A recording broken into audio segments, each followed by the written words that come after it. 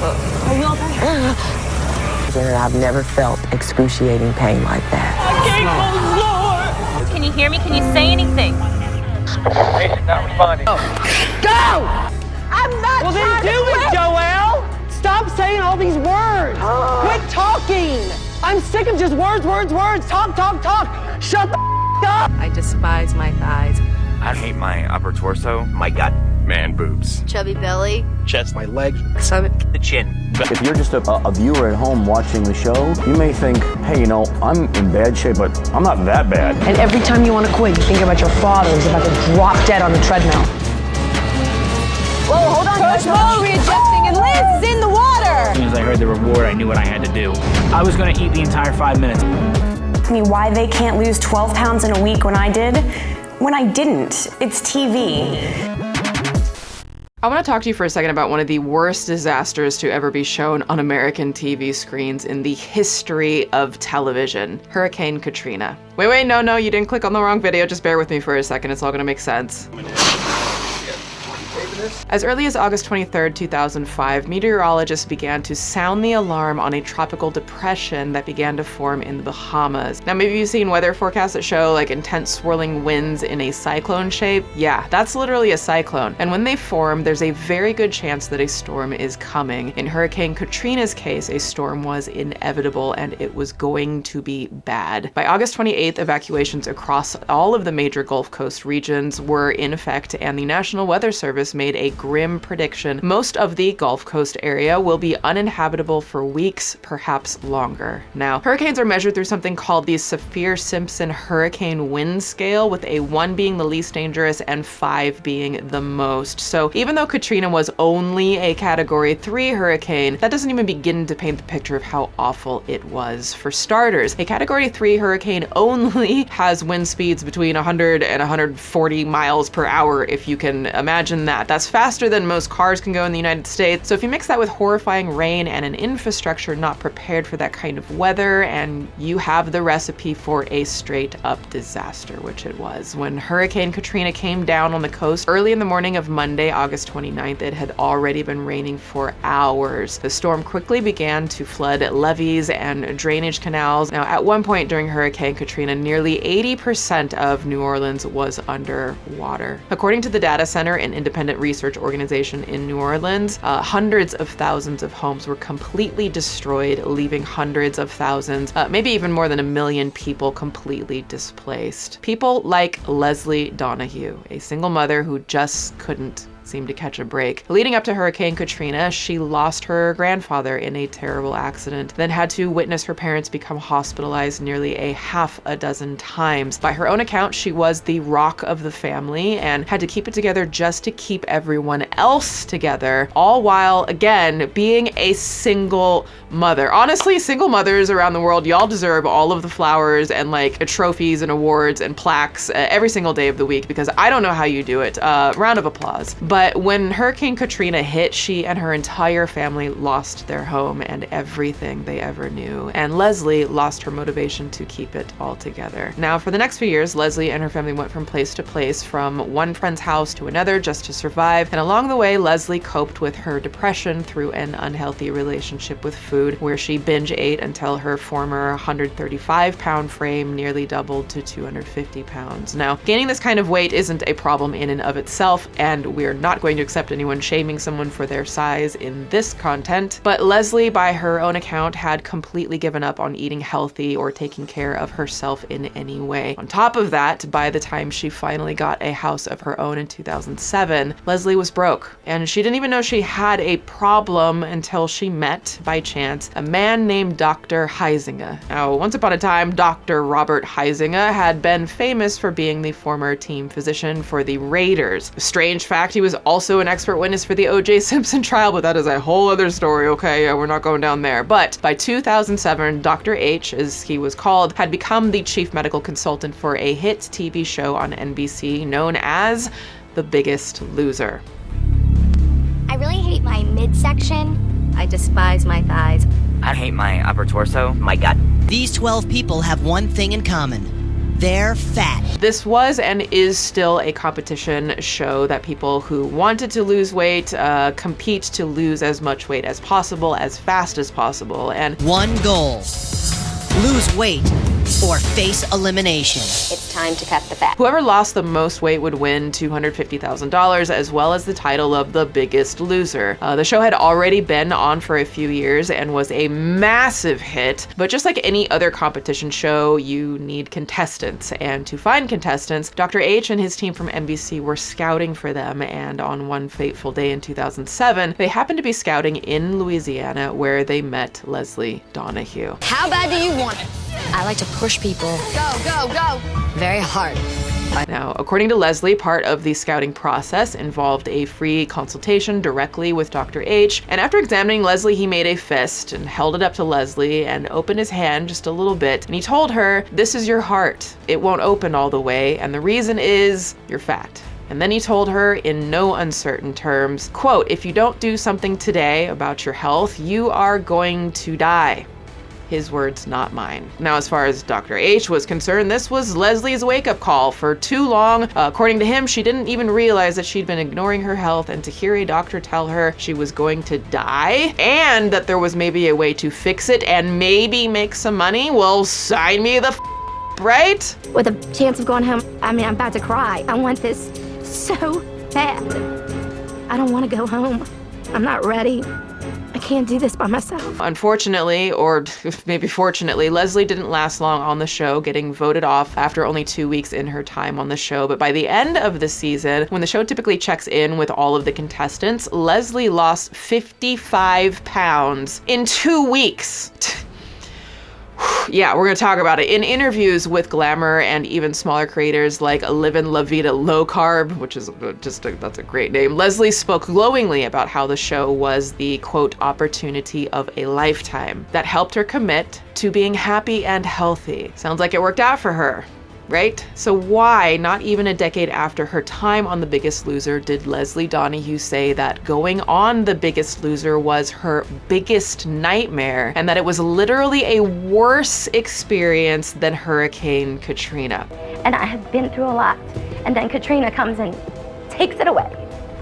I mean, after the hurricane, I had been to 7 different states. And sometimes I thought it would have been better off if I would have went with my house. No. Because this is hell, and then to be fat on top of it, it's the worst. Let me say that again. This woman survived a Category 3 hurricane that left her displaced, depressed, and almost dead. And she said that The Biggest Loser was a worse experience. And even worser still, why is this far from an isolated experience? She's not the only one, because it turns out that even though The Biggest Loser was a show that promised to radically change the lives of its contestants for the better, it was actually an environment that had a sick, toxic truth of everything from emotionally harmful producers to phobia to the fostering of EDs to substance scandals and more. This is the story of The Biggest Loser.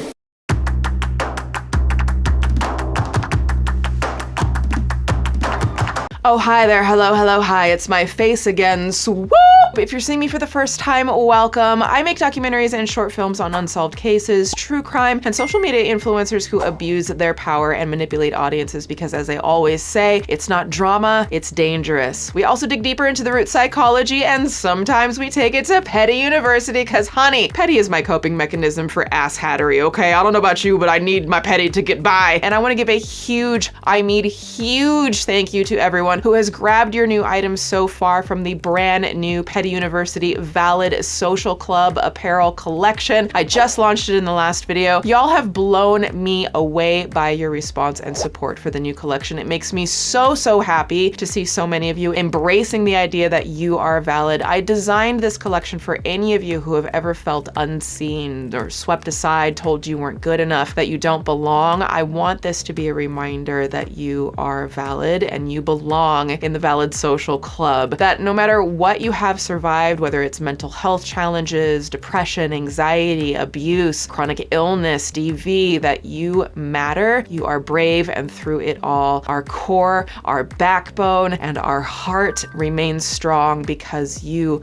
are valid period. Now, these pieces have a ticking time clock on them. You have a limited time to get them and get them in time for the holidays. And once they sell out, I don't know if we're gonna restock. So if you wanna grab your pieces, the shop is linked below and in the pinned comment as always. And thank you with all of my heart for your kindness and also for supporting me as a small woman-owned business. It truly means so, so much. And I hope you love these pieces as much as I do. I also have a new video on my brand new second channel, SWOOP 2, it's T-O-O. It's linked below, and a brand new other one also coming in just a few days to that channel, so check that out. Also, are you following me on Instagram? We just hit 100,000 followers and now we are on the road to 150. So follow me on Instagram. I would love to have you. That's where I post most often and I do a lot of questions and polls and all of that good stuff.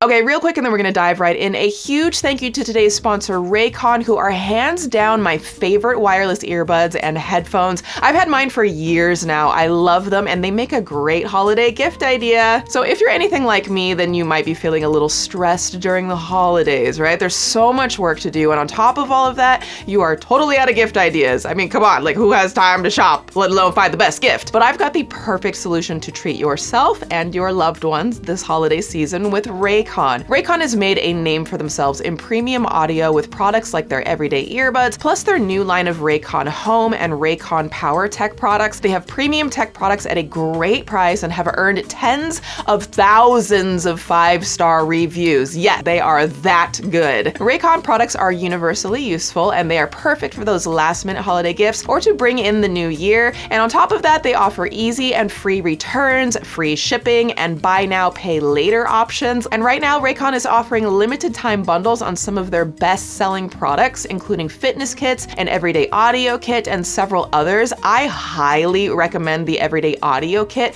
which comes with the everyday headphones with active noise cancellation and a huge 38-hour battery life. And it comes with the everyday earbuds, which are iconic. Like, I am obsessed with my Raycon everyday earbuds. I've had them for years and use them all the time, whether I'm listening to music and podcasts, running errands, taking calls, or just relaxing at the end of the day before bed. They sound incredible, and the best part, they start at half the price of other brands and are way more comfortable. They never fall out of my ears. So if you're looking for amazing gift ideas or something to treat yourself, this is your sign, honey. This holiday season, get premium audio and power tech at a great price and save even more doing it. Go to buyraycon.com/swoop to get 15% off site-wide. That's free shipping, free returns. Treat yourself and a loved one, honey. You deserve it. Okay, back to the doc.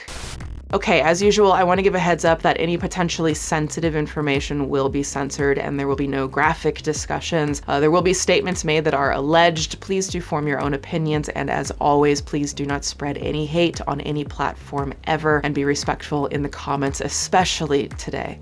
Let's dig in.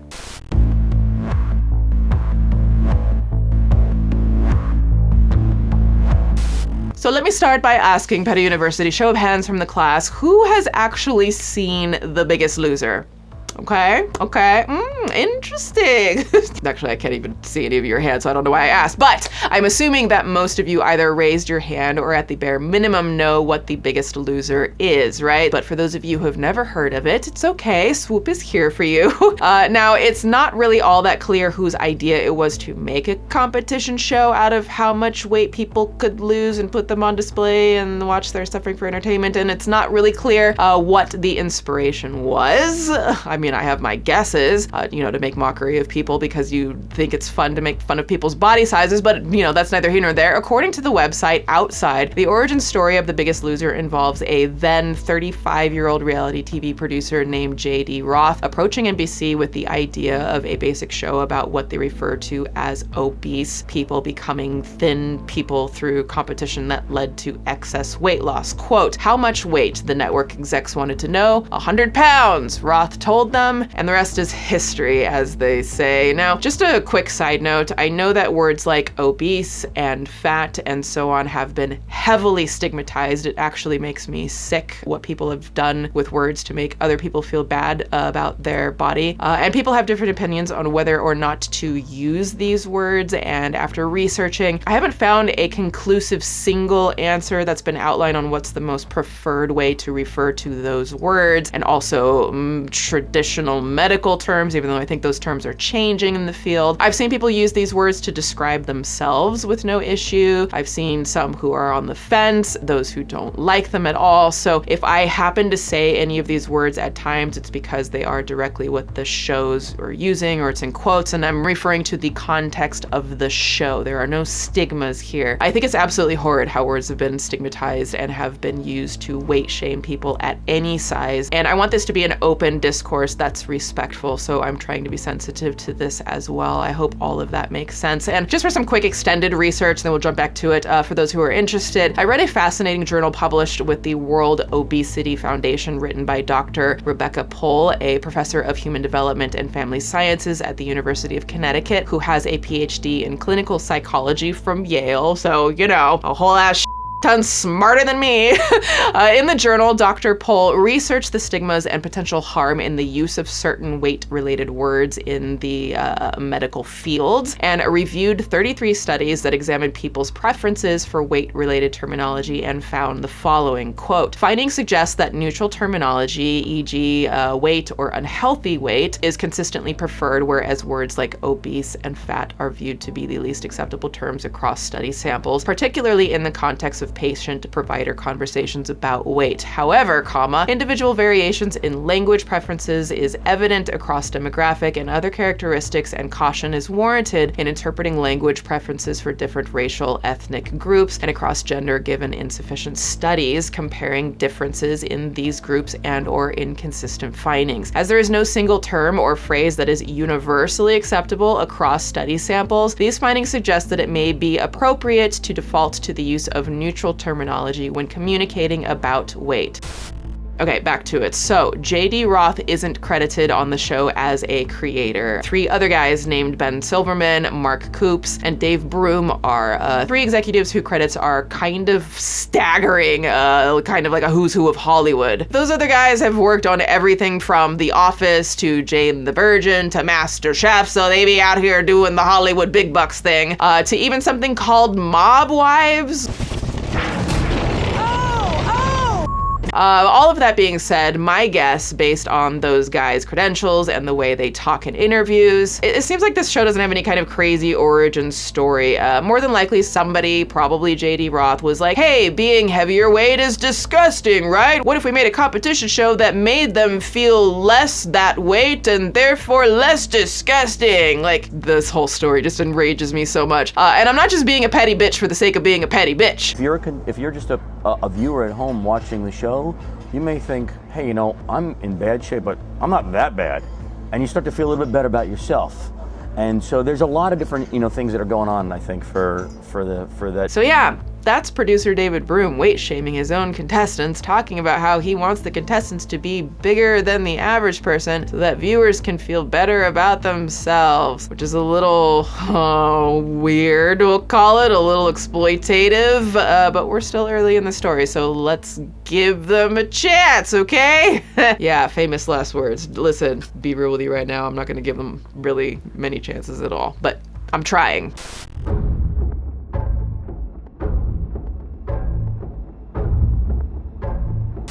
So watching The Biggest Loser is a commitment. Each episode is around 2 hours long, and there are anywhere from 11 to 15 episodes per season, which means if you're a Biggest Loser devotee, and I'm not judging, I mean, look how long my videos are, that means you're committing yourself to anywhere from 22 to 30 hours per season. I don't know, if you like mainlined a pot of coffee and just stayed up for a day straight watching the show, you might not even finish one season. And also, please don't do that. But the way the show works is it's a 30-week competition between 18 finalists picked by the network. Every contestant is considered overweight to varying degrees, and once the contestants arrive on set, they all start with a weigh-in where each contestant is weighed to signify where they are starting on their weight loss journey. After this, the 18 contestants are broken up into 3 groups, each one of them wearing a differently colored t-shirt, and this is where each group gets to meet trainers. Now, these are, I don't know, I said it like that, these are the people who are in charge of setting up and teaching each group's diet and workout routines. How you feeling?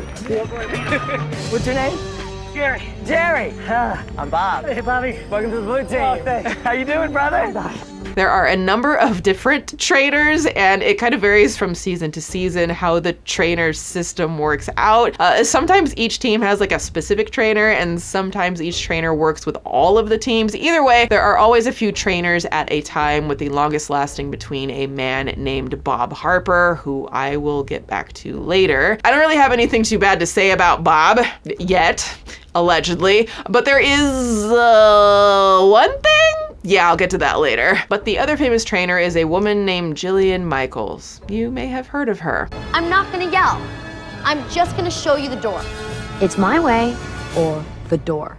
Seriously. Oh, Jillian, Jill, let's talk about you a little bit later, babe. We've got some to discuss, Jill.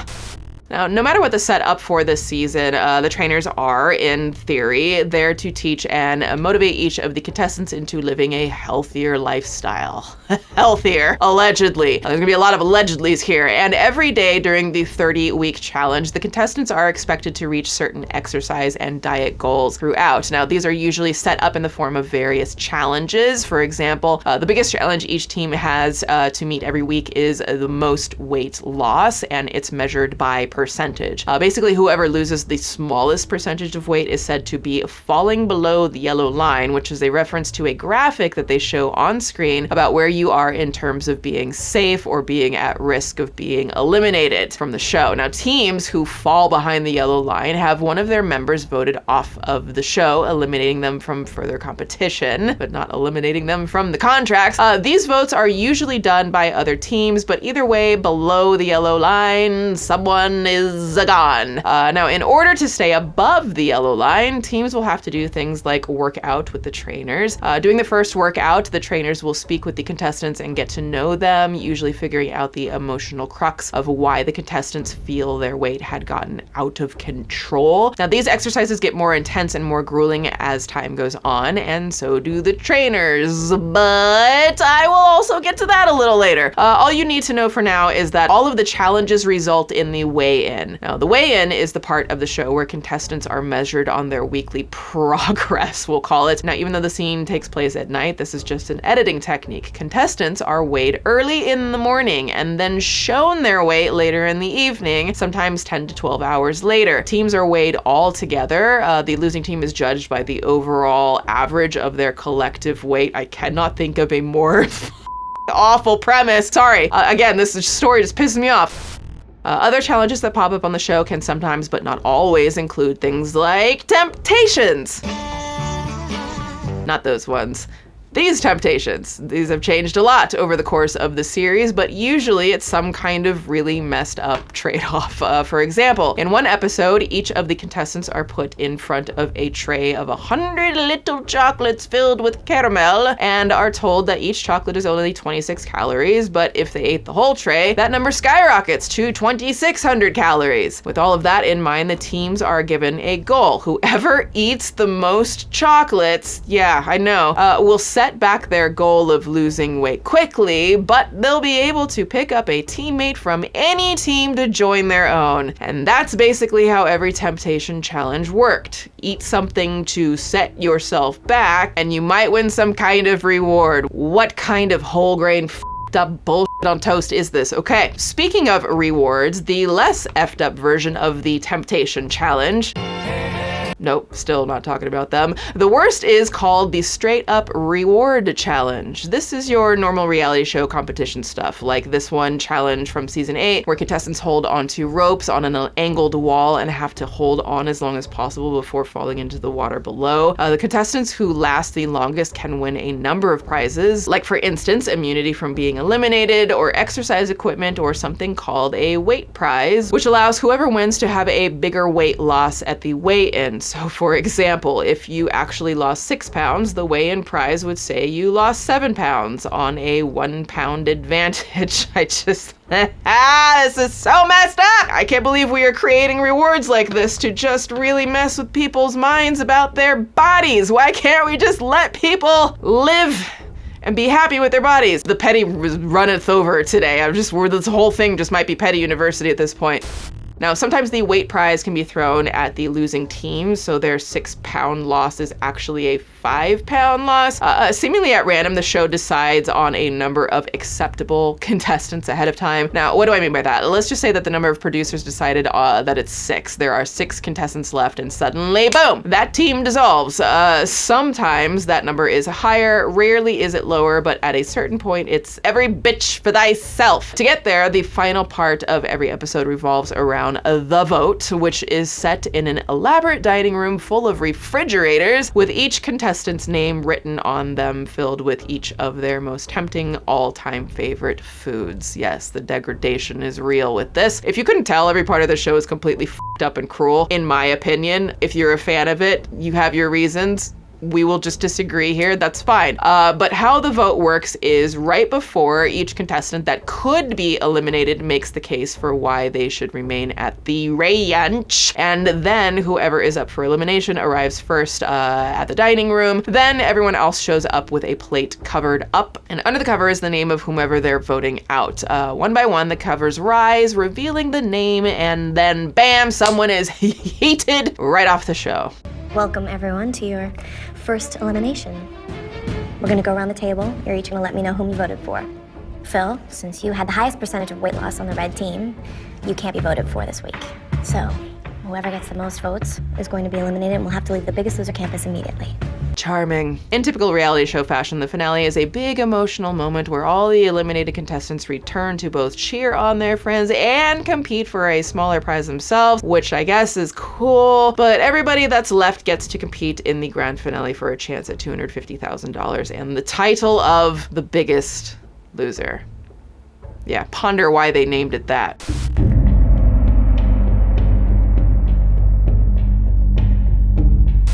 Now, if you listen to me walk through all of that and thought, wait, what the f***? Or maybe you were a little more generous with your reaction and thought, oh, okay. Wait, what the f***? Then the best I could do is provide some context for why a show like this might even exist. This isn't me defending the show at all, trust me. This is me giving you the context of what life in the United States was like in 2004. If you were too young and don't remember, don't worry, I researched. So this is kind of a short perspective segment. We introduced it in the last doc. We're gonna do that right now. So what am I talking about? This was the era of, and it's called obesity, the public health crisis. Again, I am uncomfortable using that word if it's a word that makes people uncomfortable. And again, there's no conclusive, so that is what it was called. According to a research report done by scientists from the National Center for Health Statistics and the Center for Disease Control and Prevention back in 2006, nearly an entire third of adults in the US were considered, quote, obese, or the more neutral term that the professor recommended, unhealthy weight. Now, these numbers become even more drastic, with some sources saying it was actually close to 2/3 of the population. This sounded the alarm for the World Health Organization to release a global strategy for diet, physical activity, and health, which mentioned that one of the top 6 causes of non-communicable disease were being overweight. This was sobering for many Americans because it was a sign that our diets were, according to them, literally going to kill us. On top of that, Nick Heil from the website Outside points out that, quote, diet culture was going through its own transformation. Carbohydrates were out, dietary fat was in, low-carb diets had been around for a while. The Atkins diet, perhaps the best known, first appeared in the 1970s, but popular interest in the new paradigm surged after Gary Tosby's story, What If It's All Been a Big F Lie, appeared in the New York Times Magazine in 2002, challenging, if not upending, the low-fat dietary standard that had been promoted by doctors and medical associations since the 1960s. Other fads were also underway, but the pitch was always the same. If we just ate the right stuff, like, say, bacon and eggs, the pounds would melt away and good health would return. You know, I wish I could eat a full plate of bacon every day and not feel like my intestines are going to shame me, but they do. I can't do it. So yeah, when you combine this new American mindset of eating the right stuff with this fear of what they call I'm just going to refer to the word as as a silent boogeyman out to get us all, then of course a show like The Biggest Loser would come to the scene, guns a-blazing, offering a solution, and an entertaining one at that. I mean, who doesn't want to watch people suffer under extremely harsh gaslighting circumstances for entertainment? That sounds Sounds like fun! Feedalini! Now, as a society, we've already lived through Weight Watchers, Jane Fonda's thighs, and the fad diets, good and bad, but none of them were shown week by week on national television. This was catnip for American audiences. If Americans were cats. I don't know why I said that. According to the Nielsen ratings from the time, around 11 million people watched the season 1 finale. That's like live at the same time. In fact, for the first 11 seasons of this show, The Biggest Loser averaged anywhere between 8 and 10 million viewers on average per episode. To put that into perspective, in May 2023, this year, CBS released a glowing press release about how it's going to be the most watched TV network in the US, with an average of less than 6 million viewers for the whole season. Sorry, that was a reaction. Television has changed, hasn't it?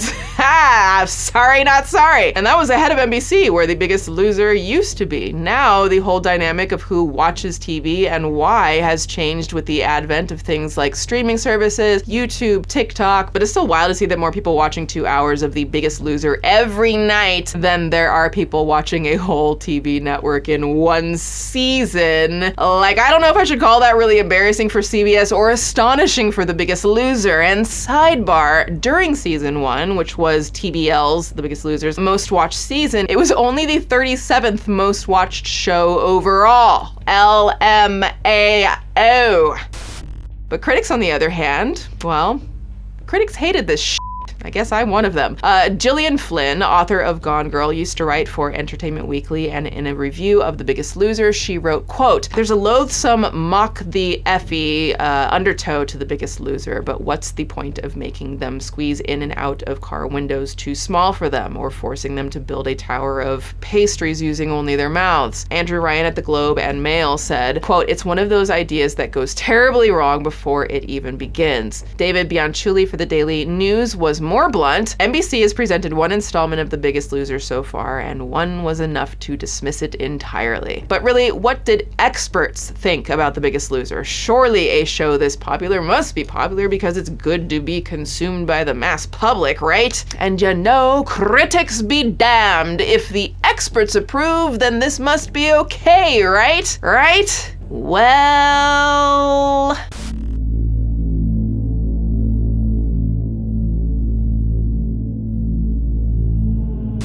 yeah, about that. Doctors were not stoked about a show that asked people to lose weight as fast and aggressively as possible. Now, like I've said before in other docs, the medical standard is usually that somebody should lose 1 to 2 pounds a week, maybe even as many as 5, but really it depends on your body type, and please do consult a doctor. This is something that will obviously vary from person to person, and the side effects of losing more than that will also vary from person to person, but people on The Biggest Loser were losing 10 pounds or even more than 15 pounds in a single week, with some sources claiming contestants lost as much as 30 in 1 week. But there are a few things you need to keep in mind about rapid weight loss before you commit to something like The Biggest Loser is asking you. And basically, please never commit to something like what The Biggest Loser is asking you. And please talk to a doctor. First of all, there's the fact that most dieters will regain more than half of whatever they've lost over the next 2 years. We see this mentioned everywhere from Healthline to Scientific American,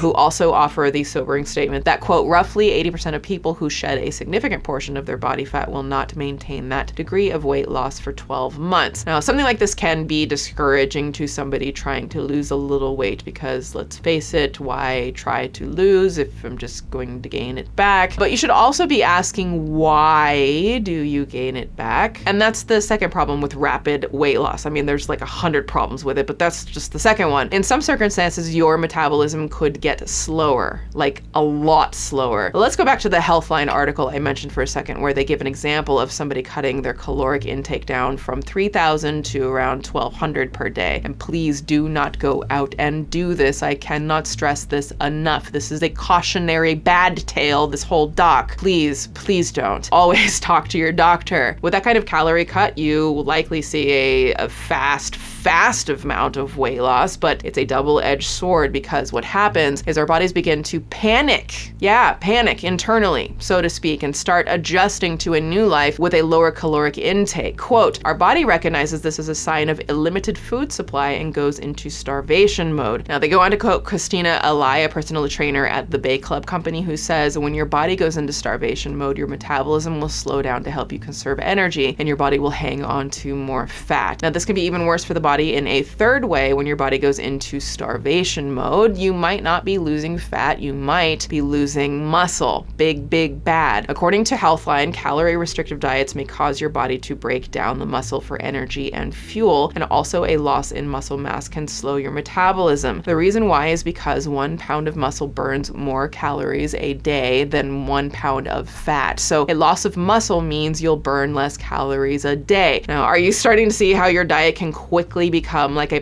poorly stacked game of Jenga? It's like each calorie is 1 block keeping the tower up, and as you remove the blocks, the tower starts to wobble a bit, but it stays up, right? Now imagine removing entire rows of blocks all at the same time and hoping the tower doesn't topple. Guess what? The bitch is going down. That's basically what's happening here, and it gets so much worse when you realize that you're not just removing calories or fat with these rapid diets, you're also altering your state of mind in unhealthy ways. For starters, this kind of diet with something called leptin levels. Leptin is the hormone that monitors our hunger and urges, and normal leptin levels tell the brain that we're set on fat intake. This is read to us as the feeling of being full, but when our minds are altered through a low-calorie diet and our leptin levels are thrown off, we may never feel full. This is what can lead to binge eating or ravenous hunger, or even something as simple as the feeling of being hangry. How many of us have been hangry? And that's not even taking into account the actual toll that a new body developing too quickly can have on your mental health. If you don't have enough time to get accustomed to the new shape of your body, you could develop feelings of body dysmorphia, which according to the Mayo Clinic is a mental health condition in which you can't stop thinking about one or more perceived defects or flaws in your appearance, a flaw that appears minor or can't be seen by others. Now, this could lead to more drastic solutions to reshape the body, like non-essential surgeries to look more the way you had envisioned.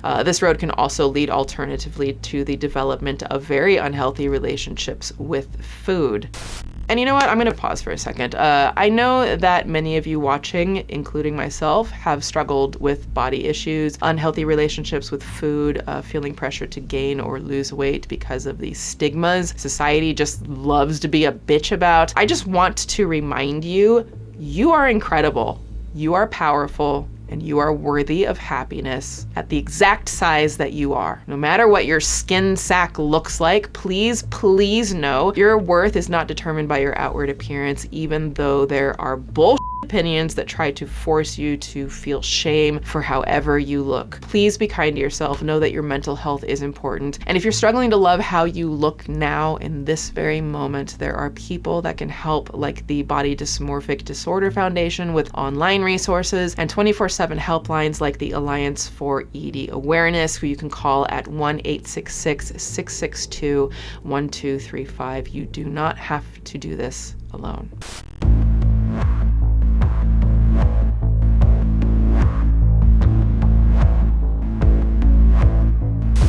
Now, I've been speaking about this all in broad terms, so you might be asking, does it really get this bad with the contestants on The Biggest Loser? And the answer is yes.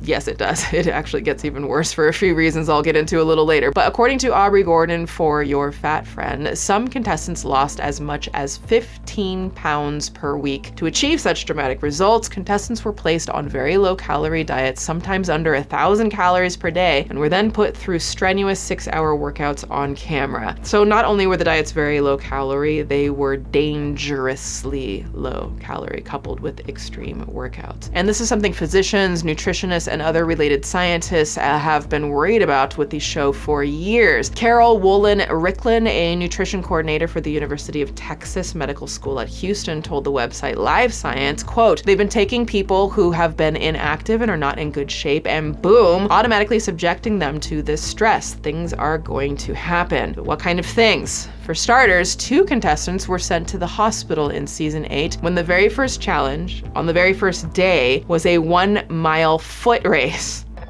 Hey. How you feel? I'm not hurt. My legs are so weak. Got you. Come on, stand up. You got this, okay?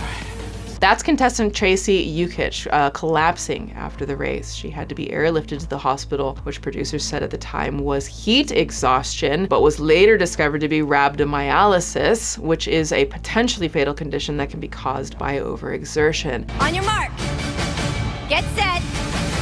Go! And then the following year, season 9 started with a 26.2-mile stationary bike race that ended with Dr. H having to drag one contestant off her bike for severe cramps. I don't care what I have to do. I'm fighting for my life. I cannot give up. And maybe you're sitting there right now thinking, hey, they asked for this, right? But that's not really the case for The Biggest Loser. See, other than the extreme diets contestants go on, there is an exercise program. Contestants are put on a strict diet and then have to work out 5 to 6 hours every single day. Please don't do that unless you're a professional athlete with a professional trainer, which on top of the issues we outlined earlier can also lead to you losing healthy water weight, which can dehydrate you. Remember that 1 mile race that sent 2 contestants to the hospital? One of them got heat stroke due to severe dehydration. Heat stroke is very serious. Now, the exercise can also negatively affect your heart health and put more of a burden on your bones, your ligaments, your tendons, which may have already been stressed due to carrying certain amounts of weight. Now, to be fair, the creators and the people who work on the show know all of this to a certain degree, but argue that it all is safe. Dr. H, the celebrity doctor who acts as the medical consultant for the show, said that it was a safe alternative to surgery or any kind of starvation diet, and co-creator JD Roth acknowledged that the show was extreme, but quote, "It needs to be extreme in my opinion." Ah, what? Yeah, quote, "For some of these people, this is their last chance. And in a country right now that is wrestling with healthcare issues and the billions of dollars that are spent on, issues per year, in a way, what a public service to have a show that inspires people to be healthier." I'm sorry, I can't read that without laughing. My petty is trying to cope because the ass hattery is popping out everywhere in this doc. And I'm just like, ring, ring, ring, hold the phone. Did he just refer, I can't believe I said that, but did he just refer to this show as a public service? Am I missing something? Maybe I'm missing some, I don't know, man. Okay, Carolyn, do you see anything here? Stefan, do you know? No. Suzanne, no, you don't. Yeah, we must be missing something. Why would going on an extreme reality show and collapse from unnecessary heat exhaustion be someone's last chance? You trying to make it their last chance by putting them through that kind of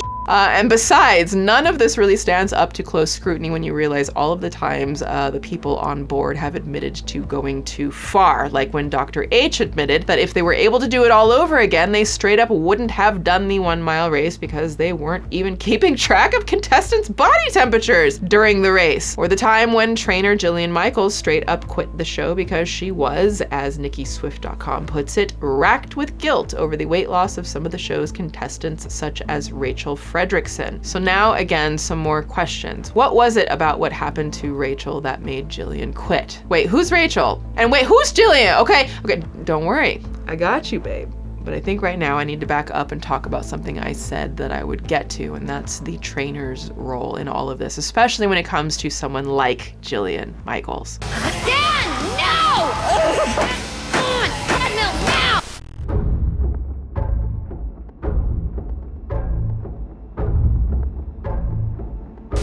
So in theory, and to some degree in practice too, the job of the trainers on The Biggest Loser is the same job any personal trainer would have. They create a comprehensive workout plan, they create a nutrition plan that is actually individualized for each person, and they pledge to keep each contestant on the right path to reaching their fitness goals. So again, in theory, this is good, but in practice? The only way you're coming off this damn treadmill is if you die on it. Go. Go! So unless you faint, puke, or die, keep walking! There's also a thin line between motivation and downright cruelty, and the way that these trainers scream at the contestants disturbs me. I'm not Well then do it, Joelle! Stop saying all these words! Quit talking! I'm sick of just words, words, words. Talk, talk, talk. Just stop talking and do it. The man in those clips is Bob Harper, who to this day is still involved with The Biggest Loser. Bob has been a personal trainer for celebrity clients for decades now, including actor Jennifer Jason Leigh, and is considered the nicer trainer in the dynamic between him and the other trainers. And when you watch the videos of Bobby, you might even agree that he doesn't seem that bad. This experience like with you, this like friend I found, not just a trainer, but a friend I found in you. Hi, sweetheart. And that's hard for me because he's held my hand every day. The same thing can't really be said for the other famous trainer from the show, the infamous Jillian Michaels. Are you gonna do it or not? Get on the stairs! Say I can't to me one more time, and I'll break every finger in my hand. Are you gonna die? Yes. You are gonna die? When? Yes, and you're gonna feel bad. No, I won't. I'll be so proud you'll be my first casualty. Now, Jillian, good old Jill, was born February 18th, 1974 in Los Angeles, California, the child of Joanne McCrouse, a licensed psychotherapist. Now, by her own account, Jillian had a really rough childhood relating to low self-esteem and severe psychological issues that were further exacerbated by being picked on for being overweight. Quote, "Once I was sitting at lunch and got surrounded by a bunch of kids who let me have it about how ugly I was. My unibrow, the size of my nose, the fat rolling over my jeans. It was pure hell. My mom had to put me out and put me in another school. And I'm just wondering, Jillian, I'm sorry, sidebar, but if you can recollect that story and call it pure hell for the psychological things that people were saying to you, why would you feel it's appropriate to grow up, be an adult, and then do the same thing to other people and put them through the same type of psychological I'm sorry? What? I'm sorry? I'm recording now. Can I get you on the record? Oh, what was that?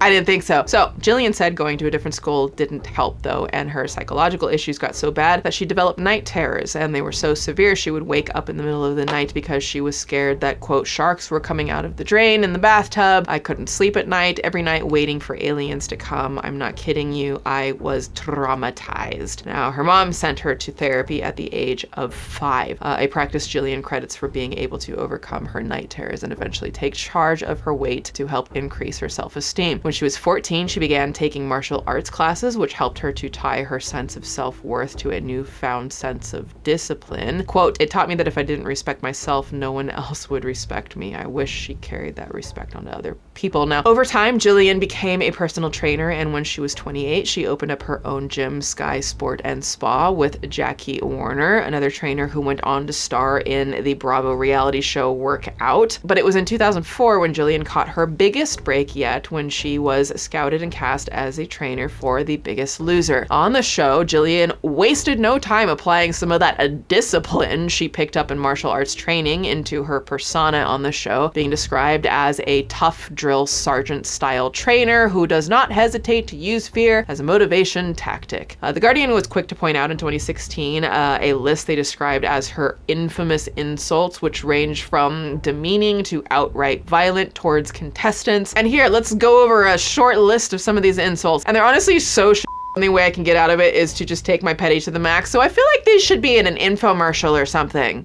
Are you or someone you know suffering from high self-esteem? Do you wake up in the morning saying, I wish I could have a shitty day? Do you wish you could destroy some of your rock-solid confidence? Never fear, Jillian Michaels is here. That's right, Jillian will crush your spirits and send you to therapy in no time with her signature phrases like, I don't care if you both die on this floor. You better die looking good. Greg, if you don't run, I will pull Alex on the floor and I will break every bone in his body. I don't care if one of your legs falls off or one of your lungs explode. And if you're lucky, Jillian will deliver classics like, the only way you're coming off this damn treadmill is if you die on it. Wow. It's fun, you know, watching other people suffer like that. And for those who are really committed for the low, low price of your soul, how about, quote, I don't know if Greg's proud of vomiting or not, but I'm proud that I made him vomit.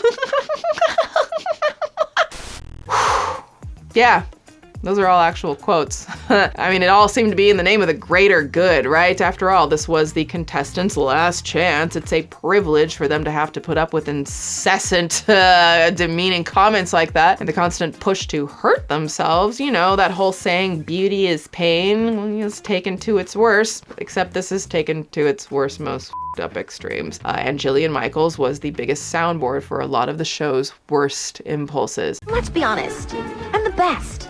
I am. Faint, puke, or die, keep walking! All I care about is that your ass gets smaller. That's all that I care about. Fly you all the way out here to have you bitch about your arms. You understand me? Go! Somehow, I've become the nice one. I don't know when that happened, but it pisses me off all day, all night. Excruciating, agonizing pain. Let's face it, patience is not my thing. Now, this all would have been bad enough if it weren't for the fact that multiple professionals called Jillian out for her unprofessional behavior on and off the screen too. Like in 2008, when personal trainer Jennifer Sage directly called Jillian out after she removed seats from the exercise bikes to motivate the contestants. She told Jillian in a very long and very scathing letter, quote, "What you did with your participants on The Biggest Loser last night was horrendous and very sad. It showed great disrespect for your participants, for the spinning program, and for indoor cycling in general. You showed rampant disregard for safety, for biomechanics, for understanding of training principles, and for concern for your participants. It shows that you know nothing about riding a bike either. I know you think you must keep up your image as being a hard-ass, kick-butt, no-holds-barred personal trainer, but this time you went too far." Okay, I am loving the level of petty here, but I don't want to be accused of just giving out petty university doctorates on a whim, okay? I am a learned bitch, and I don't just hand them out to nobody, so I need to really see how the rest of this letter pans out. Quote, "Most indoor cycling enthusiasts from around the country were watching that show. They will come away from it thinking that these are acceptable moves because Jillian did it and want their own instructors to do them. Many of these poor instructors, the ones who don't know they can stand up to their uneducated students and explain the real reasons why they don't do stuff like that on a bike, will feel the need to offer their students what they're asking for, even though they can sense that it's unsafe. As a result, there's going to be far more injuries and far fewer people reaching their performance goals." Okay, yes, Jennifer, that is the perfect amount of informative with a little dash of petty, so welcome to Petty University. Okay, listen, petty is a compliment. Petty means you're like, you are pissed and you are saying something about it. These are all incredibly valid points Jennifer makes about the powers of persuasion and the idea of what's known as the appeal to authority fallacy. Now, maybe you remember this from school, but as a reminder, the appeal to authority fallacy is a type of informal fallacy that occurs when someone uses authority, reputation, or expertise of a person or a source as the sole primary reason to support their argument without providing any other evidence or reasoning. Put another way, the show is consistently making the case that because Jillian is the trainer, she's the expert and she knows what's best for the contestants. But here we have an actual expert on cycling saying that, hey, that advice you gave, Jill, bad. Big bad, boo-boo doo-doo advice, Jillian, Jill, you know, Jack and Jill went up the hill to fetch a pail of bullshit. And the best part of how Jennifer ends the letter. I have a blog devoted to safe and effective indoor cycling, and if you look under the label contradictions, you'll see several posts, including a huge list of what not to do on an indoor bicycle and the biomechanical, anatomical, physiological, and common sense reasons why not. I think you should read those. Many of them were on the show last night. Oh, and get yourself certified, please. Okay, Jennifer, the tribe has spoken. You won your doctorate. Come here, girl. Come give me a petty hug. I'm here for it. It's not even just one instructor though. A Pilates instructor named Lisa Johnson made a straight up list of all of the things Jillian does wrong. Things like real trainers don't get in a client's face and scream obscenities at them. The fastest way I know to lose a client is to tell them to shut the F up and get back on the treadmill. Or real trainers maintain a high level of certifications. The IDEA, the Idea Health and Fitness Association, recently checked the certifications of the show's trainers and found them to be on the very low end. Bob Harper has taken a weekend-long course and a home study course that looked somewhat questionable. Jillian Michaels has the same weekend course certification and has also taken a home study course, but with a more substantial curriculum than Bob's. Most health clubs require more. Yeah. Oh.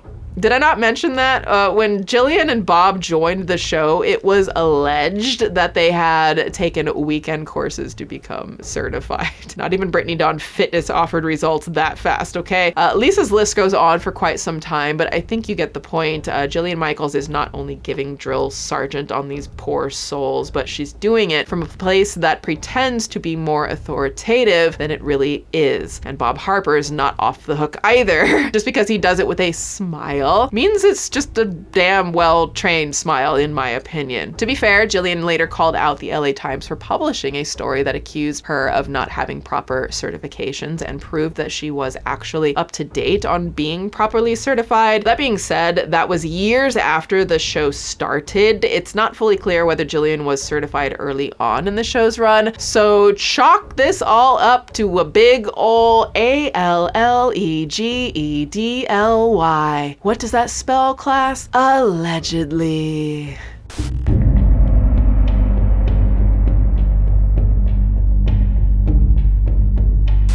This whole alleged certification thing makes it even worse when you hear about the one scandal that comes out of Jillian's time on the show. Because it wasn't the contestant berating, it wasn't the dangerous pushing beyond the limits. No, the scandal came when Jillian went a step beyond that and got caught giving one of the contestants caffeine pills on air. In 2013, Jillian made national news after an episode of The Biggest Loser aired. Before you all step on the scale, there is something important that needs to be addressed. As the contestants started to file into the dining room for their weekly weigh-in, host Allison Sweeney stopped everybody from stepping on the scale, saying she had something important to say first. Last week, Jillian broke the rules and gave caffeine supplements to each member of her team without the doctor's permission. And because of the supplements not being approved by the doctors or the production, her team received a penalty and the previous week's results were dubbed invalid. Jillian defended herself by saying that a caffeine supplement is healthier than coffee, while not really addressing the actual controversy of, giving out supplements without the approval of the doctors, which is against the rules, Jill. I stand by my opinion. A caffeine supplement is significantly healthier than unlimited amounts of coffee. And it's not even the first time Jillian Michaels has been on the defense relating to pills, nor will it be the last time she's accused of stuff like this in this story.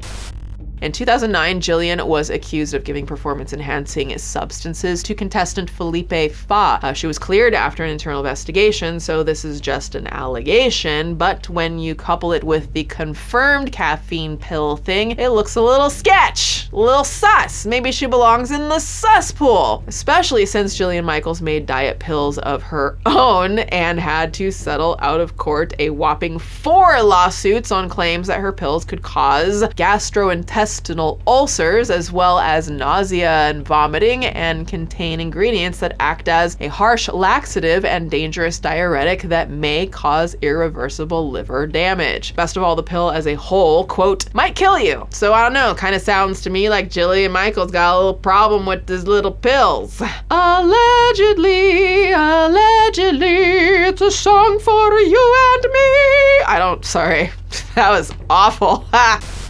Now, since we're discussing Jill the pill, I want to sidebar on something really funny, interesting about her that has nothing to do with The Biggest Loser, but is way too absolutely ridiculous not to share. Jillian Michaels' ex-girlfriend Jackie Warner has straight up alleged that Jillian Michaels is such an a-hole that the two of them would get thrown out of restaurants a lot from Jillian screaming, cursing, and overall being the worst. Why would you do that? And on top of already being the worst, Jackie says Jillian would straight up spit on people. The audacity, the acity. Jillian, Jill. The Jack and Pill nursery rhyme not work for you. Here, how about another one?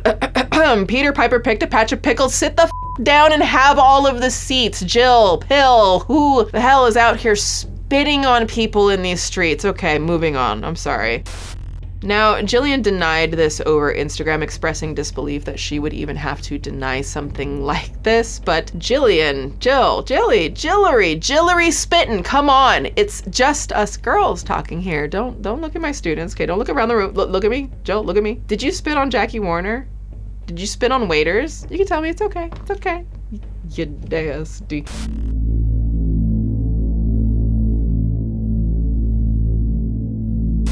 Anyway, to step out of Petty University and to be fair to Jillian Michaels, let's talk about why she eventually quit The Biggest Loser. Maybe there's a positive end here. In 2014, the winner of the year was then 24-year-old Rachel Fredrickson, who began the show as a 260-pound voiceover artist who ended the show by stepping on the scale and revealing she now weighed a startling 105 pounds, a 155-pound weight drop that startled people more than perhaps any other winner on the series. calories. Now, why was it so startling? Well, that's over 60% of her body mass lost in just around 30 weeks. She's 5'4", which means that even by the incredibly flawed BMI metric, she's considered underweight. Now, not so fun fact, but even fashion industries in places like Madrid and Milan have banned models that have a BMI lower than 18.5 from walking the runway. Yeah, did you know that? Because I didn't. Rachel's BMI at this time was 18, meaning even the fashion industry would have been concerned about her. So think about that. The couture fashion industry worried someone is too thin. I think pigs are officially flying somewhere in the universe for that to happen. Now, you can see in clips from the show that everybody was beyond shocked.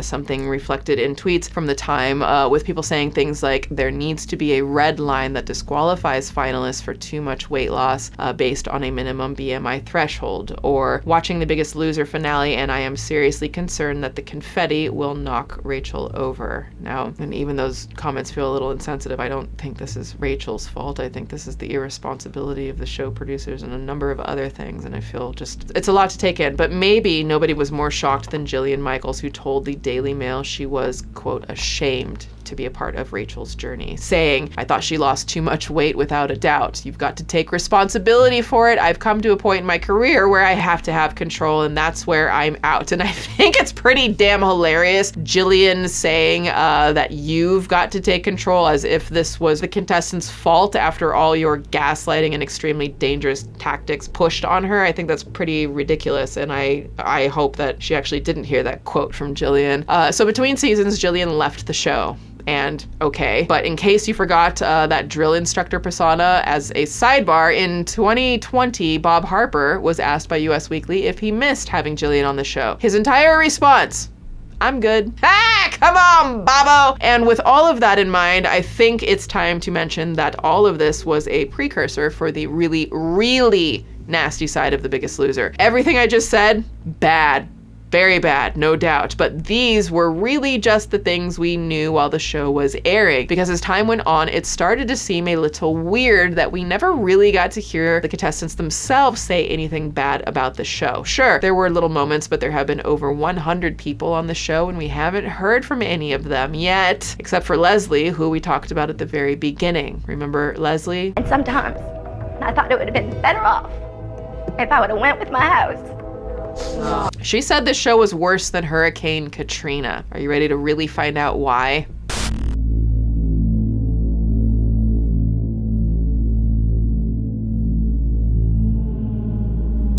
It's season 4 of The Biggest Loser. One of the first things that happens before the show even begins filming is contestants get separated completely from their friends and family. So no letters, no phone calls, no video chats, though that wasn't really a thing back in the late 2000s, but you get it, complete separation. This happens on every season of The Biggest Loser. Getting to speak to your family is in fact one of the many rewards that you can get from a temptation challenge. But one thing that was different was, according to Leslie, all of the contestants were flown out to stay together at a former psychiatric hospital in the Los Angeles area that was retrofitted into a kind of hotel for the contestants. But the catch was they could only stay in one room. According to a now deleted but still archived interview with the New York Post back in 2016, Leslie claims that 12 of them were put into the same room with no air conditioning in the middle of summer. Quote, it was hot as hell and the smell was horrible. On top of that, everybody was required to shower together in a co-ed situation, regardless of gender, with no curtains or barriers of any kind. And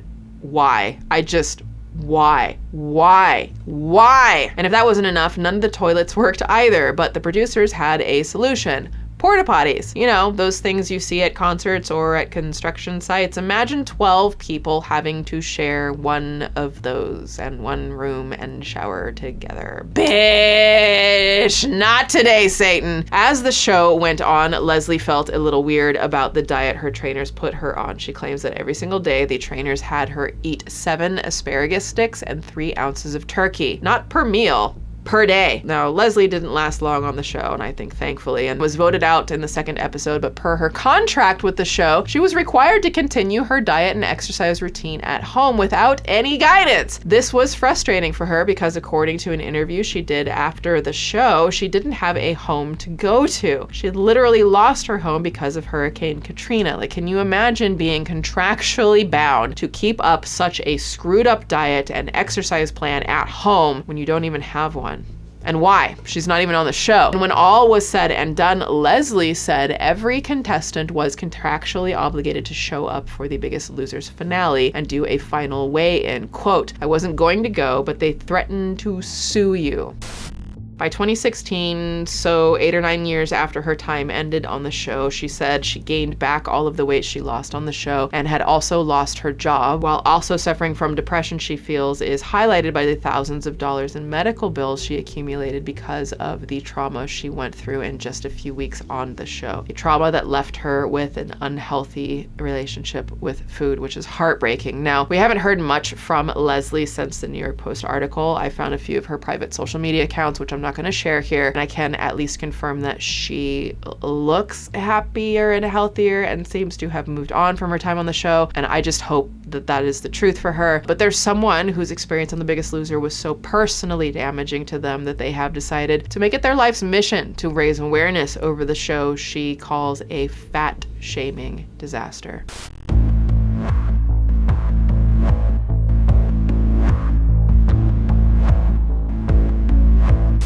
When it comes to the long-lasting damage The Biggest Loser has done not only to its contestants but the fans of the show, there is no better public story available than that of season 3 contestant Kai Hibbard. Hi, it's me, Kai.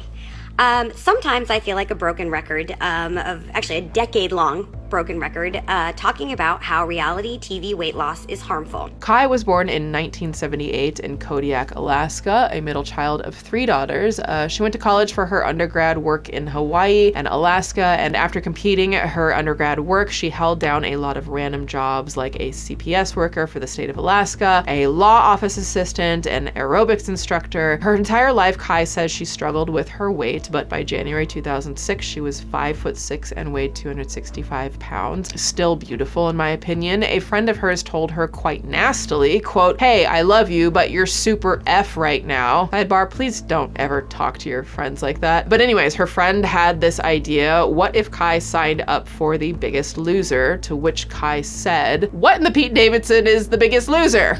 Okay, that's not a direct quote, okay? That's me paraphrasing. So her friend explained the show and Kai thought it could be worth a shot. She figured out what she had to do to be considered, made an audition tape, and to her surprise, got a response from NBC who wanted her on. Kai was admittedly excited, but she had also never seen the show before in her life. My gosh, okay, little sidebar, like I can't fathom auditioning for a show that I've never watched. This isn't shade at all, but like I remember when a producer for The Voice asked me to audition, and so I did, and then they asked me to be on the show. I was asked to be on The Voice, and I had, I don't even remember, like a week or so, something like that, to decide. So I spent that time consuming every episode I could possibly watch. There's just like no way that I would have been okay doing a show that I had never seen. Now, ultimately, I turned the producers and the show down. Looking at the contracts, they were way too much of a controlling disaster, and so I said no. But I can only imagine what the contracts were like on The Biggest Loser, especially with what we discussed earlier. Anyway, sidebar done. So soon after being selected for the show, Kai got flown out to Los Angeles. Now, unlike Leslie, she was actually put in a pretty decent hotel in the downtown Los Angeles area, with 50 other finalists for the show also staying there. But as soon as she got there, a production assistant came and told her to hand over her key card and stay in her room at all times when they weren't filming. She was told that the hotel was given strict instructions to inform producers if anybody left their rooms because they wanted to make sure contestants didn't talk to each other between filming. Now, this was confirmed by an anonymous contestant the Post spoke to, who says when she checked in, the PA also took her cell phone and laptop from her, alleging that she believes the production bugged her computer. Quote, "The camera light on my MacBook would sometimes come on when I hadn't checked in. It was like Big Brother was always watching you." Wow. After 5 days in the hotel, the 50 finalists were narrowed down to 14 and taken to the ranch, which is where the show predominantly takes place. From here, phones and computers are taken away, and contestants are given strict instructions not to call or write home for anywhere from 6 to 8 weeks, when they're allowed a brief 5-minute call monitored by producers as if they were literal prisoners. Like, Kai says producers told her that this was because, you know, you might give away show secrets. And even when contestants were finally allowed to read their mail, it was opened and redacted, like some kind of weird government document I get through a FOIA request. Like, what? I understand that there is this desire to be thin. It's everywhere in our culture, and I can understand why a former contestant might want to be back on TV. There are pieces out there written by other reality TV participants about how participating in reality TV can become somewhat addictive. You like being on TV, you like being known, you like that little bit of pseudo-fake fame. The data shows what you're participating in is harmful. Then the real fun starts with a medical exam to get everybody's vitals, but as soon as the exam ends, Kai alleges that the contestants are immediately sent to work out for anywhere from 5 to 8 hours at a time. Remember, these are people who likely have never worked out that many hours in a day, because who works out that many hours in a day? Now, the anonymous contestant says her first workout was only 4 hours, which is still more than 3 hours longer than exercise you should start with, but Kai says she didn't take to the exercise routine right away. Her feet allegedly bled through her shoes on that first day, as well as every day she exercised on the show. The other contestants said something similar, providing a list of what the day one routine was like for her, which was rowing, body weight work, lifting kettlebells, treadmill, interval training, Stairmaster, outdoor tire lift for 4 hours, which made her actually collapse. I mean, of course, like, who wouldn't, right? And that's where old Jillian comes back into the fray, who allegedly screamed at the contestant to get up before making a comment about one of her relatives being sick from being overweight. The contestant couldn't believe it, but as she puts it, quote, "I got up, you're just in shock, your body's in shock." All the contestants would say to each other, "What the F just happened?" And that's because the trainers, quote, "get a sick pleasure out of it. They'd say it's because you're F. Look at all of the F you have on you. And that was our fault, so this was our punishment." Reading these stories is just heartbreaking. This is backed up by Kai, who said that the trainers, not just Jillian, would say sick things like, "You're gonna die before your children grow up," or "You're gonna die just like your mother." She alleges that one time she was texted, "We've picked out your overweight person coffin," and if they wanted to turn to the production assistants, well, one of the PA's lovely nuggets of wisdom was, "I you not, for Kai to pick up smoking because it would cut her appetite in half." An appetite that, by the way, would have been fulfilled with somewhere around 1,600 calories per day on a normal weight loss diet. A risky number for sure, as I've gone over, but a normal weight loss regimen nonetheless. Kai says that all of her fellow contestants were eating less than 1,000 calories per day. And I'm only halfway through Kai's story, because yeah, it gets worse.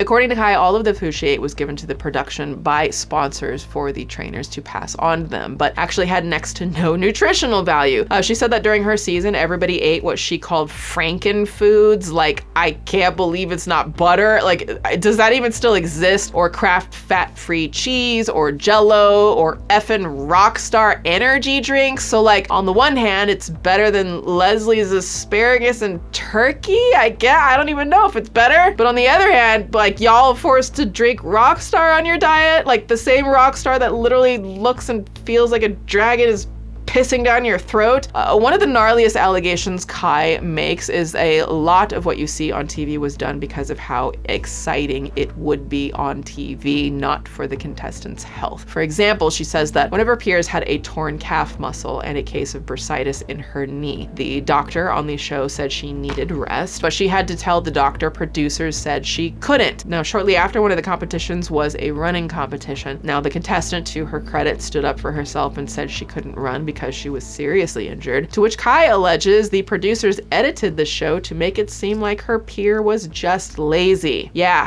that's reality TV for you. There was allegedly a registered dietitian on the show that the production constantly undermined, who would try to act in defense of the contestants, only for producers to tell the contestants they shouldn't listen to anyone except the trainers. I mean, this is just such a nightmare. In an interview with ABC, Kai said that it never got any easier as the show went on, and as she was so desperate to stay above the yellow line, she started targeting her own water weight to make herself sweat more. She would dress from head to toe in a sports bra, tank top, t-shirt, sweatshirt, spandex shorts, pants, sweatpants, and a baseball cap, and then zip it all up in a gym with no AC and work out for as long as she could without drinking water at all, something she says her peers also did. Some would even swish the water around in their mouths and spit it out, but Kai says she couldn't do that or she would actually drink the water. All of this hell got worse for Kai when she got voted off the show and, like Leslie, was contractually obligated to keep up her diet. Daily emails from producers asking her, "What have you done today? Are you working out enough?" Reminders to stay on a low-calorie deficit, and anytime she tried to push back on how intense it all was, she would be met, allegedly, with constant gaslighting, like, quote, 200,000 other higher weight girls were in line right behind you. How dare you waste this experience? How dare you let anybody down? One of Kai's friends told her this sounded like Stockholm Syndrome, and the sad part is both Kai and the contestant admitted that gaslighting worked. Kai told the Post, quote, "I was thinking, dear God, don't let anybody down. You will appear ungrateful if you don't lose more weight before the season finale." And the other contestant, who had once lost 7 pounds in 1 week, apologized to producers because, quote, "I wanted to please them. I'd lost 12 pounds the week before." And maybe the saddest thing Kai admits in an interview with BodyLoveWellness.com is about her most painful weigh-in when the show was down to 5 contestants. She says she was on the elliptical, so exhausted that she burst into tears. And even while she was crying, she was working out, which led to a chain reaction of everybody in the gym also breaking down into tears. But that's not even the fully effed up part. The effed up part is that Kai tried and successfully comforted her teammates by saying, well, at least we're losing more water weight by crying. And unfortunately, the gaslighting continued to keep on working even after the show ended for her. It's just heartbreaking. Just so we're clear, I'm not about weight loss reality TV. I haven't been for a decade now. Sometimes I was the lone person speaking out against it and subjected to tons of hate mail. If you want to send me more hate mail, just comment down there. I'm used to it, and I'll get back to you. In the meanwhile, mind your own body. Kai told the New York Post that during her contractually obligated diet, she was eating 1,000 calories a day, working out 5 to 8 hours every single day. And when she was in the shower, she noticed that her hair started to fall out. When she looked in the mirror, she didn't even recognize who she saw anymore. Dark circles under her eyes, and her period stopped altogether. She was sleeping 3 hours per night. She was concerned, so she told producers, who said, and I quote, "Save it for the camera." You know, it's instances like these when I hear stories like this, and it's just, where's the humanity?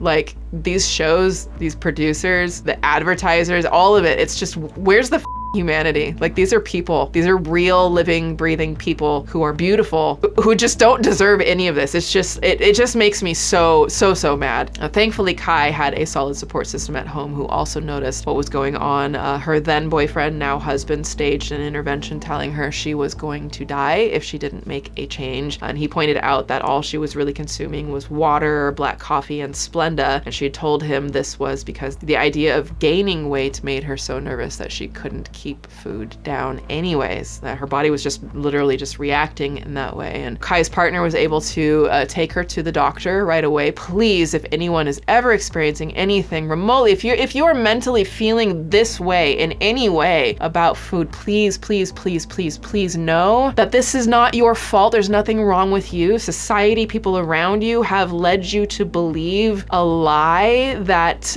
the way you look, your body determines your worth, and you are worthy of feeling safe and happy and healthy in your body. Please reach out to the resources that I mentioned earlier. I cannot stress that enough. It is so important. You deserve to be happy and comfortable. You really do.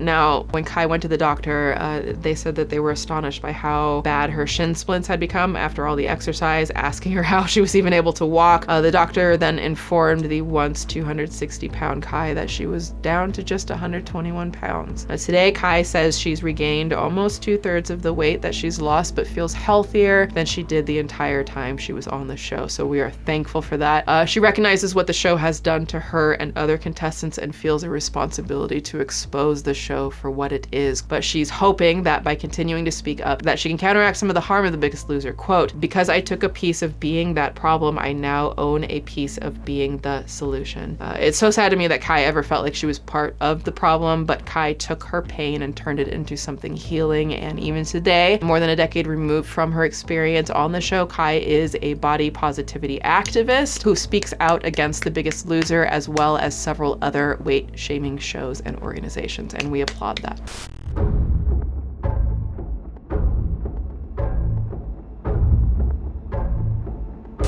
One of the biggest questions I had at this point was, why was Kai Hibbard one of the only notable people who spoke up about her time on the show for so long? Now, keep in mind, Leslie's story came out years after Kai's, and I have a few other examples that come out I'll talk about in a bit, but if it were really so bad on The Biggest Loser, why did nobody speak up? Well, that's really simple, because NBC would sue the shittlebits out of them if they did. Even as far back as November 2009, the New York Times published an article about the contracts contestants were made to sign, which even NYT said stand out even in the waiver-intensive world of reality television. So what do I mean? Well, I mean that when the New York Times reached out to former contestants for comment, they were forwarded an email by a talent producer for the show who reminded them that serious consequences could arise if any of them spoke to the Times without permission. Because guess what? It says in their contract that if they do, they would owe NBC anywhere between $100,000 to $1 million. That means for the entire New York Times piece, the only contestants who went on the record were contestants NBC picked out and had an NBC publicist listen in on. Dude, this is some creepy shit.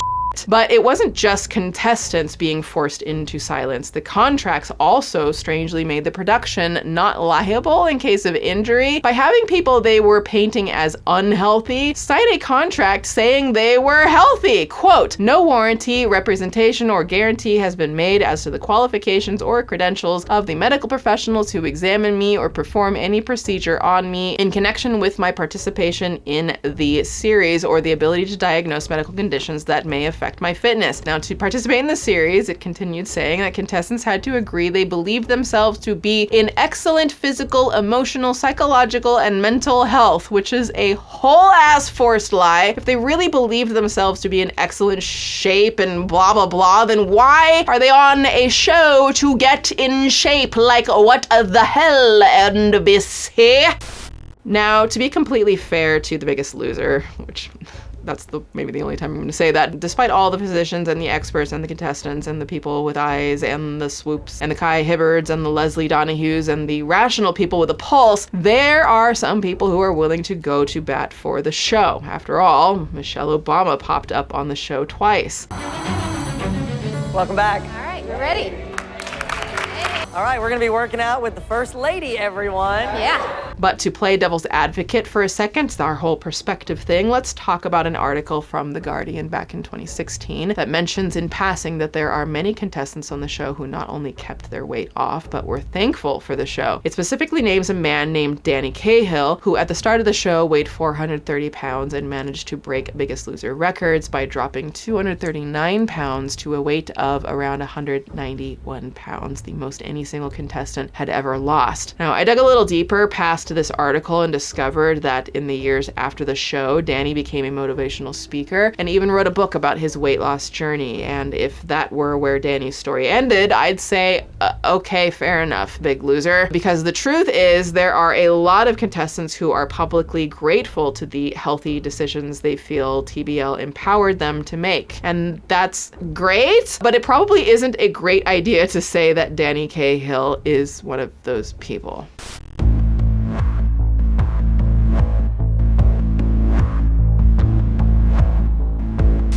Not even 5 months after that article in The Guardian came out, a New York Times article began with an anecdote over Danny Cahill winning season 8 of The Biggest Loser. It follows with the words, Mr. Cahill left the show stage in Hollywood and flew directly to New York to start a triumphal tour on the talk shows, chatting with Jay Leno, Regis Philbin, and Joy Behar. As he heard the fans from all over the world, his elation knew no bounds, but in the years since, more than 100 pounds have crept back into his 5'11" frame despite his best efforts. In fact, most of that season's 16 contestants have regained much, if not all of the weight they lost so arduously. Some are even heavier now, yet their experiences, while a bitter personal disappointment, have been a gift to science. It turns out that Kevin Hall, a scientist, had a groundbreaking idea that he brought into the world starting the year Danny Cahill won. He realized that most of the contestants on the show saw huge losses, but then also huge regains of their weight. He wanted to know why, so for 6 years he followed multiple contestants from The Biggest Loser and found out that the way bodies slow metabolisms down after an intense weight loss was much, much worse than we had previously imagined. The way Hall explains it is that everybody on the show begins with a relatively normal metabolism,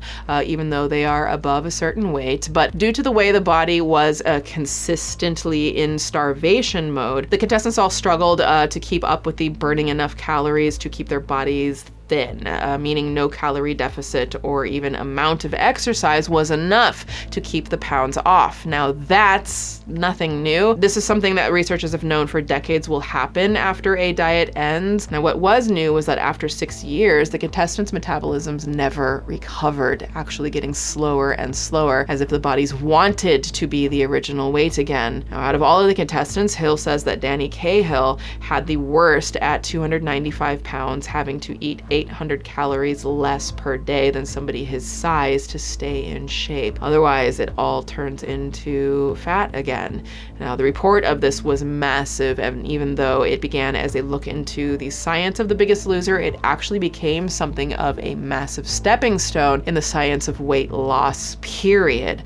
The results found that 14 of the original 16 contestants from season 8 went to the National Institute of Health and had yo-yoed back to near their original weight. Like Sean Alger, a pastor from North Carolina, whose transformation on the show took him from 444 pounds to 289 to 6 years later being over 450, while his metabolism burns 458 fewer calories per day than someone similar to his side. He told The Times, quote, "It's kind of like hearing you have a life sentence." Other than their metabolism, the study also found that the contestants' leptin levels had plummeted, and by the time their weight came back, had only gone up to half the level it was before the show. Except that's not all there was to the story. Here I am again, because yet again, JD Roth and some former Biggest Loser contestants have a new reality weight loss TV show for you.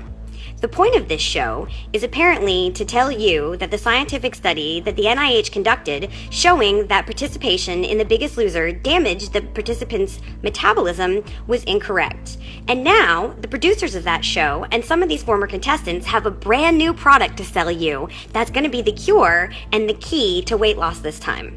Here's how I feel about that. It's reality TV versus science. Anybody with half a brain is going to go with science.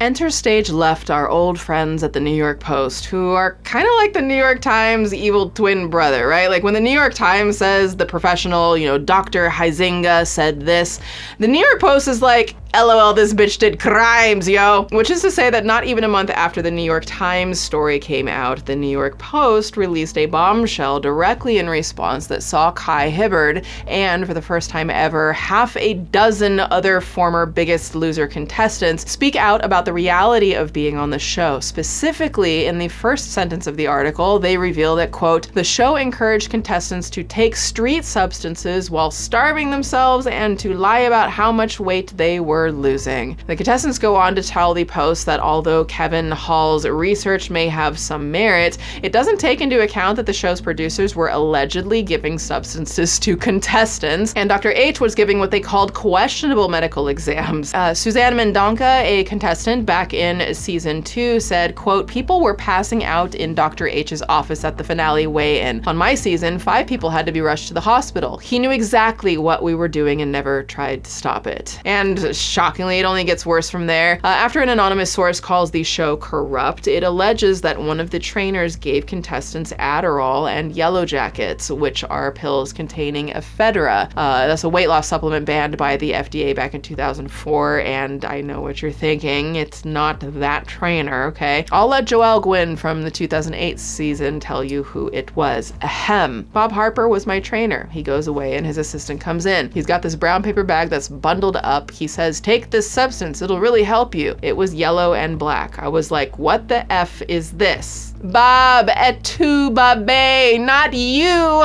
You're supposed to be the nice one, Bobo. Joelle claims that she took the pill. She was given once, but it made her hyper and jittery, so she told Dr. H, who gave her a lame explanation of why she was given the pill, and then she says, quote, "People chastise Bill Cosby for allegedly offering meds to women, but it's acceptable to do to F people to make them lose weight. I feel like we got R-worded too."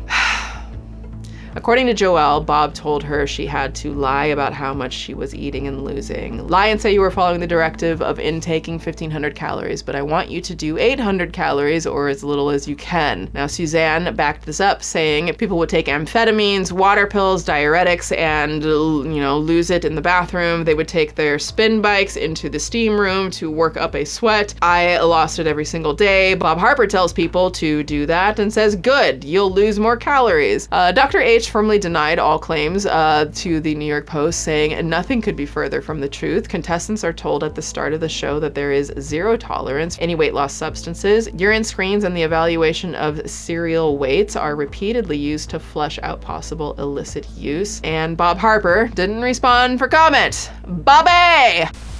Shortly after the article went live, Southern California authorities began investigating the allegations made by Joelle Gwynn and the other contestants. And unfortunately, Bob Harper wrote to People magazine adamantly denying the allegations, saying that they were in direct conflict with my lifelong devotion to health and fitness. And with that sort of backup now behind him, Dr. H went on the offensive and sued the New York Post, as well as former contestant Joelle Gwynn, for alleging that he gave the contestants substances. He was suing on the grounds that the Post and Gwynn had defamed him, knowing by publishing Gwynn's allegations, even though he told them ahead of time that they were false allegations. You know, reality TV is fun. And then as the years passed, something interesting happened. The Biggest Loser didn't come back for a season 18, and after the Post article, it slowly disappeared, almost as if it never existed at all. NBC never announced it had been canceled, and nobody spoke publicly about the show until 2018, when documents were unearthed from the discovery process of Dr. H's lawsuit against the Post that revealed a number of very interesting things. According to The Hollywood Reporter, Huizenga insists these are false statements that caused him lost business relationships with not only NBC, but also ABC, Bravo, MTV, Oxygen, Spike TV, Fox, The CW, Discovery, Univision, National Geographic, Netflix, and on and on. It also revealed that NBC, in light of the lawsuit, very quietly canceled The Biggest Loser. It's interesting to note here that for the entire year of 2018, the most dominant source of news about the show related to Dr. H's lawsuit. Attorneys for the Post were pursuing what seems to be a pretty standard inquiry in the lawsuits like these.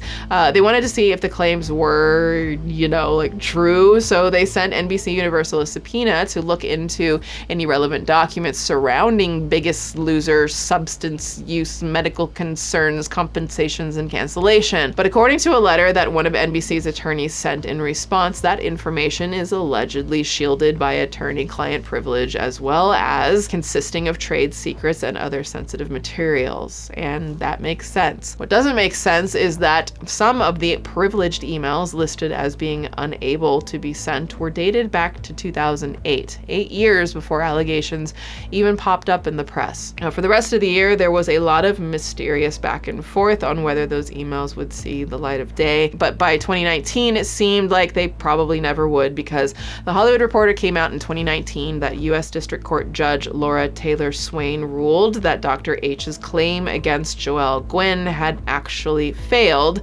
because Dr. H could not prove that she had committed actual malice. Dr. H, quote, has not averred any facts regarding his conversations or interactions with Gwen, or even about the existence or nature of the allegedly illicit pills that would permit the court to draw a plausible inference that the Gwen statements were untrue, such that Gwen acted with knowledge of their falsity when making them. Translation, bitch, you allegedly be pushing the pills, stop lying. But of course, she's a lady of the highest court, and therefore she handled this quite classy and regally. But bitch, did you push? Because it looked like you pushed. Okay, let me stop. Allegedly. Now, as far as I know, the lawsuit against the New York Post, even 4 years later, is still ongoing, but Joelle Gwynn can at least rest assured that she spoke her truth and didn't have to suffer any further for it. I hope not.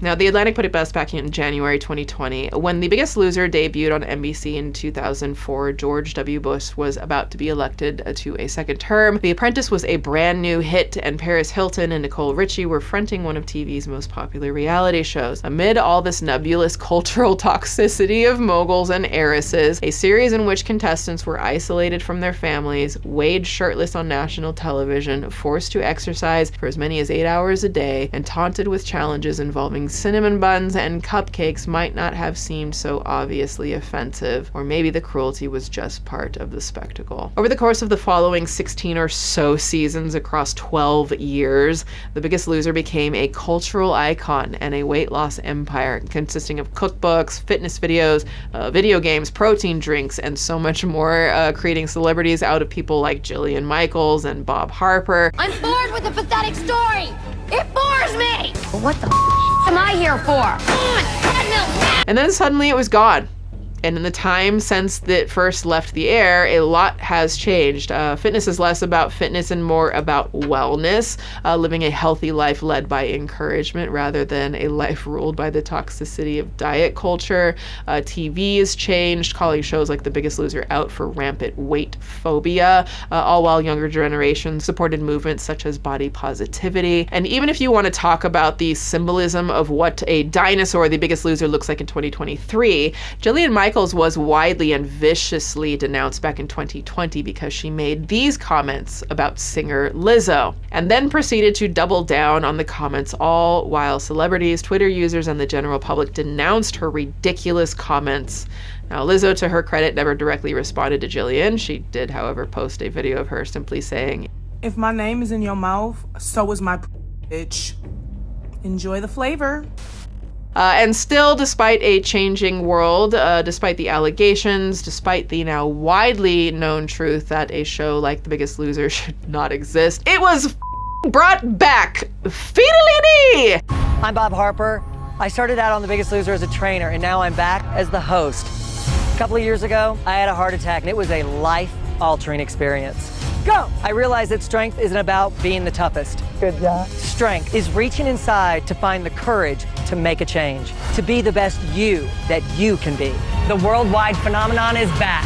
Let's make a change together. This time, it's on USA Network instead of NBC, and promised a holistic 360-degree look at wellness. Some things have changed. For instance, the weigh-in voting doesn't happen surrounded by fridges filled with junk food anymore, and contestants don't vote their fellow teammates off anymore. All of the advantage challenges are now gone, and strangely, there isn't really much discussion about food at all, which, sidebar, seems like I don't even know what to make of that. But you know what they say, the more things change, the more people misuse the shit out of you on The Biggest Loser. The Atlantic calls the new trainers, Steve Cook and Erica Lugo, slightly gentler than Harper and Michaels, while also saying both are entirely committed to The Biggest Loser premise that O is just a form of mental weakness and treadmills are the cure. My gosh, somebody please make it go away. Contestants still go straight into training right away. They still cry. One contestant says she feels lightheaded. Erica tells her to keep pushing. You know, some things change, most of it stays the same.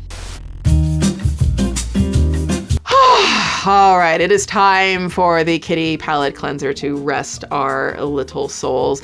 Be sure to grab your pieces from the brand new Valid Social Club collection. Be part of the Royal Squad by tapping the link below and in the pinned comment. These items are available for a limited time. The clock is ticking, especially if you want to get them in time for the holidays. There are also a couple of days left on my first ever Cyber Monday sale. I truly believe you're going to love these pieces as much as I do, and I hope they are a constant reminder of just how valid and accepted you are. Please keep tagging me in your photos so I can share you on my Instagram stories. I love doing that. Oh my gosh, also, we hit 100,000 followers on Instagram. Thank you so much. Let's keep it going to 150,000 strong. Please do follow me on Instagram and on Twitter. That's where I post most often and respond to a lot of comments and DMs and questions. Also, I have a new video on my brand new second channel, SWOOP 2. It's TOO. It will be linked below, and a brand new video coming out to that channel in a couple of days. Over there, we're getting into some wild, mind-bending, spooky stuff, so you don't want to miss out. Hi there, hello friends, my name is Swoop, and welcome to the Sus Pool, the place where everything and everyone is sus, maybe even us. Come on in, the water's fine. A couple of shout outs from my SSSniperWolf doc. What's up guys? I don't know how to start off this video, I'm just gonna start it off. Today is the video that you guys all been waiting for, the video where I talk about jail. If you haven't watched that one, I highly recommend it. It is linked below. First shout out goes to Tracy Ann, who says, Leah doxing Jack for having the audacity to criticize her is peak. It's not drama, it's dangerous. So glad you talked about this, Swoop, and I couldn't agree with you more. I was just shocked by her doing that. Second shout out goes to Nicole, who says it's insane how truly narcissistic someone needs to be not only be this blatantly stealing, but also lying when they get caught. And to dox someone over being criticized by them is so toxic, but it seems to run in the family, I guess. Thank you, Swoop, for piecing this together. You are absolutely welcome. If you haven't seen that one, please do check it out. It is such a wild story. Be sure to treat yourself or a loved one this holiday season and get premium audio and power tech at a great price and save even more doing it. Go to buyraycon.com/swoop to get 15% off site-wide. You deserve it, honey. You know, time is a flat circle, history repeats itself, and a million other cliches. Like, I'm so tired. What's the value in having a show like this in 2023? Like, I'm of the mindset that people should seek wellness however they see fit.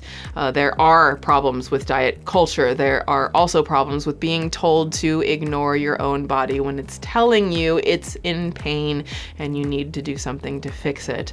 I believe there are ways to seek betterness of health while also prescribing to body positivity, and a manipulative show like The Biggest Loser just ain't it. The only thing The Biggest Loser is useful for, in my opinion, in 2023 is exposing just how incredibly flawed the American idea of health and wellness is. As The Atlantic puts it, weigh-in loss culture in the US is defined by excess rather than moderation. Working out so hard that you physically purge yourself of food and water. Treating pain as an affirmation instead of a warning. Following diets that eliminate entire food groups instead of encouraging balance. In one scene in the third episode, Steve and Erica briefly gather the contestants to give them diet advice, which includes bringing your own mustard to gatherings so that you don't slip and accidentally ingest a tablespoon of ketchup. These aren't wellness tips for a well-rounded life. They're expressions of such obsession that humble condiments can threaten to derail a whole week of workouts. Now, I'm gonna end my thoughts on this by passing the mic over, figuratively speaking, to Kai Hibbard again. When The Biggest Loser announced its comeback, she wrote a very long, very thoughtful blog post about how basically the fight is far from over. It ends with her saying, quote, "The show, no matter how they reframe it to pretend that it isn't a perpetuation of fat phobia, diet culture, and unhealthy relationships with food and exercise, is still perpetuating those things and is still dangerous to participants and those who watch. The show was harmful to me personally. I personally harmed people with my participation. deflection. I help to glorify unhealthy and disordered habits. I'm still here, I'm still recovering, and I will still fight the Biggest Loser's existence. This time though, I'm not alone. I'll see you out there. And we're right here with you, Kai, lifting you up and others up who have experienced this sort of pain. And also, I want to lift all of you up watching who've ever battled with self-esteem challenges and how you feel about your mind and your body. I hope that you know how truly valuable and valid you are. You know, at the end of the day, I believe wellness shouldn't be defined by whether or not I can enjoy that damn mustard on my burger. It should be defined by how kind I'm being to myself, which admittedly, as someone who struggles with self-hate, can be very hard to do sometimes, but it's always worth it when I try. And I want that for all of you too. Please be kind to yourselves and to your bodies. We have this one body in this one life on this one earth, and this one body deserves to be loved no matter what size, shape, or color it comes in. Don't ever let anyone else tell you differently. And if they try, well, you know what? Stay ready, stay petty. Class dismissed. Swoop!